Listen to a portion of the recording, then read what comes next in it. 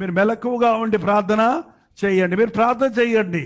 ప్రార్థన చేయటంలో నిర్లక్ష్యంగా ఉండేవాడు రెండో స్టెప్ దిగిపోయాడు.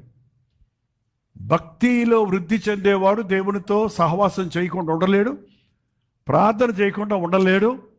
నీ ప్రార్థనా జీవితం తగ్గిపోయిందంటే, ప్రార్థన మీద నీకు ఇష్టం లేదంటే, ప్రార్థన అంటే మనసు లేదంటే, ప్రార్థనా సమయాలు నువ్వు నిర్లక్ష్యం చేస్తున్నావంటే, ప్రార్థన సమయంలో నిద్రమత్తు నిర్లక్ష్యమో నీలోకి వస్తుందంటే నువ్వు భక్తిలో సారిపోతున్నావు అని అర్థం.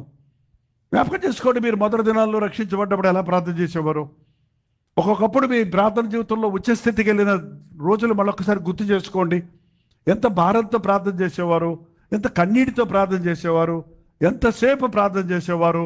ఇప్పుడు అలాంటి ప్రార్థన ఉందా? మీ ప్రార్థన వ్యక్తిగత ప్రార్థన ఉందా? వ్యక్తిగత ప్రార్థన లేనివాడు ఆల్రెడీ ఈజ్ అవుట్ ఫెయిల్డ్.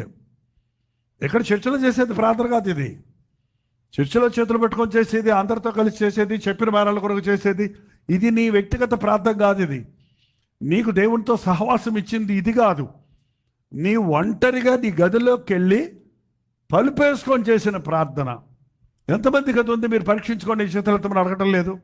ఎంతమంది మీరు రోజు ఒంటరిగా ఎవ్వడు చూడకపోయినా, ఎవ్వడు అడగకపోయినా, it's not even family prayer కాదు. అది ఫ్యామిలీ ప్రేయర్ కాదు, చర్చ్ ప్రేయర్ కాదు, గ్రూప్ ప్రేయర్ కాదు. ఒంటరిగా దేవునితో ప్రార్థన చేసుకునే అనుభవం నీకు లేదంటే నీ భక్తిలో చల్లారిపోయావంటే, అంటే దేవునితో కనెక్షన్ కట్ అయిపోయింది. మనకు ఓన్లీ హోప్ ఏంటంటే, మన బలహీనతలను బలంగా మార్చుకునే స్థలం ఏదంటే, మన సోదరులు జయించడానికి పొందే బలం ఎక్కడంటే ప్రార్థనలో. ఆ వ్యక్తిగత ప్రార్థన తగ్గిపోయింది. లేదు, తగ్గిపోవటం ఏంటి అసలు? లేదు, చాలామందికి లేదు. మీరే చెప్పండి, యథార్థంగా మీ గుండె మీద చేసుకో, దేవుడితో చెప్పండి, నాకు అక్కర్లేదు. వ్యక్తిగతంగా ప్రార్థించుకునేవాడు వాడి ముఖంలోనే తేజస్సు ఉంటుందండి. వాడు చేసే పనుల్లోనే ఆశీర్వాదం ఉంటుంది. వాడి ప్రవర్తనలోనే మార్పు ఉంటుంది. ప్రార్థనే మనకు శక్తినిచ్చేది. ప్రార్థనలో వెనకాడిన వాడు భక్తిలో దిగజారిపోతున్నాడు.